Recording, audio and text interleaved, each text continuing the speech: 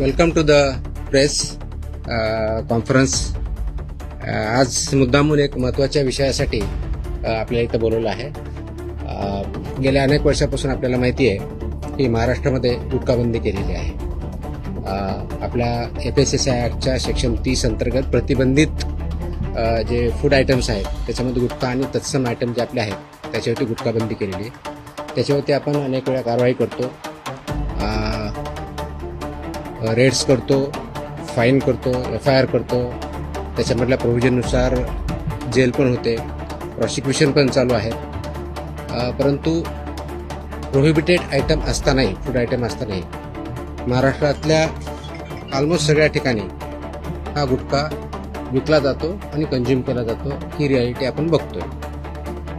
मग याच्यावरती पर्याय काय? एन्फोर्समेंट तर चालू आहे, ते आपण आता जास्त स्ट्रिक्ट करत आहोत, तर ते चालूच राहील. परंतु याच्यावरती काही डेटरन्स असा क्रिएट करता येईल का की ज्याच्या माध्यमातून, कारण प्रोड्युसर तर इथं नाही आहेत प्रोहिबिटेड असल्यामुळे, ते बाहेरून आपण जे याच्यामध्ये इन्व्हॉल्व असणारे बिझनेसेस आहेत, बिझनेस पर्सन्स आहेत, ट्रान्सपोर्टर्स आहेत, रिटेलर्स, होलसेलर्स, सेलर्स, हे त्याच्यामध्ये इन्व्हॉल्व आहेत. त्या प्रकारचं रॅकेट आहे आणि ते जर उद्ध्वस्त करायचे तर आपल्याला खूप मोठ्या प्रमाणात स्ट्रॉंग स्टँड घेणं हे गरजेचं आहे. ह्या निष्कर्षापर्यंत शासन पोहोचलेलं आहे आणि म्हणून मध्ये बऱ्याच वेळेस याच्यावरती डिस्कशन पण झालं की काय केलं पाहिजे. आणि मी इथं जॉईन झाल्यानंतरही याच्यावरती आम्ही विचार केला काय करता येईल, कारण याच्यामध्ये this is a danger to public health आणि म्हणूनच तो आयटम प्रोहिबिट केलेला आहे. तर पब्लिक हेल्थला जर डेंजर असेल आणि तो आयटम प्रोहिबिट केलेला असेल तरीही त्याचा व्यापार होत असेल, तिथं ट्रान्सपोर्ट होत असेल, होलसेलर विकत असतील, सेलर विकत असतील आणि तो अवेलेबल होत असेल तर त्याच्यावरती स्ट्रिंजेस्ट पॉसिबल ॲक्शन घेणं गरजेचं आहे.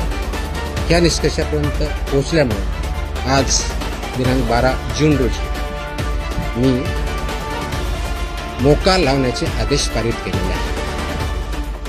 So have issued the order saying that MCOCA provisions will be, MCOCA कायदा, मकोका ज्याला आपण म्हणतो, Maharashtra control of organise crimes act 1999 हा आम्ही इन्व्होक केलेला आहे. ही माझी तिची ऑर्डर आहे इश्यू केलेली. आणि या ऑर्डरच्या अनुषंगाने हा फक्त फूड सेफ्टी ॲक्ट 2006 चे कलम 3, 26, 27, 30, 38, 41, 42, 59, 63, 64 आणि 89 बरोबरच Maharashtra control of organise crimes act 99चा sections 21D, 21E, 21F, 3, 4, 18, 21 and 23 read with code of criminal procedure 1973 किंवा भारतीय नागरिक संहिता सुरक्षा संहिता 2023 याच्या अनुषंगाने ही ऑर्डर मी आज पास केलेली आहे. एक मिनिट मला बोलतो त्या माझं पूर्ण होऊ दे, पूर्ण झाल्यानंतर विचारलं प्रश्न. सो ही कारवाई करताना हे प्रोव्हिजन्स आहेत. त्याच्यामध्ये ऑथॉरिटी कोणती आहे, त्याचं रॅशनेल काय आहे, कोणत्या क्राईम्सला, कोणत्या ऑर्गनाइज क्राईममधल्या जी 21D ची डेफिनेशन सांगितलं त्याच्या क्राईममध्ये हा क्राईम कसा बसतो, त्याच्या ऑथॉरिटी कोण कोण आहेत, ह्या सर्व आपण डिफाईन केलेलं आहे. आणि याच्या अनुषंगाने अल्टिमेटली आपण काही ऑर्डर्स, डिरेक्शन्स या माध्यमातून दिलेल्या आहेत. त्याच्यामध्ये ज्या ज्या ठिकाणी हे मोर दॅन वन्स एखाद्या ह्याच्यामध्ये ट्रेड करणारा व्यक्ती, संस्था, आस्थापना असेल त्यांच्याविरुद्ध कंपल्सरी मोका इन्व्होक करायची ही ऑर्डर आहे. त्याचबरोबर सेक्शन 23 ऑफ मकोका ही जी प्रोसेस दिलेली आहे ती प्रोसिजर कंपल्सरी पाळायची हे पण आपण या सेक्शनमध्ये आदेश दिलेले आहे.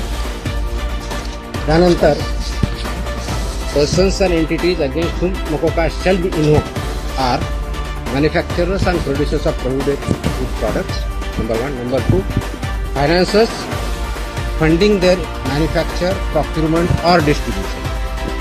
Number 3, interstate and intrastate suppliers and commission agents. Number 4, transporters and vehicle operators, including agents who book or arrange transport. Number 5, godown operators, warehouse owners, and store managers who knowingly store such products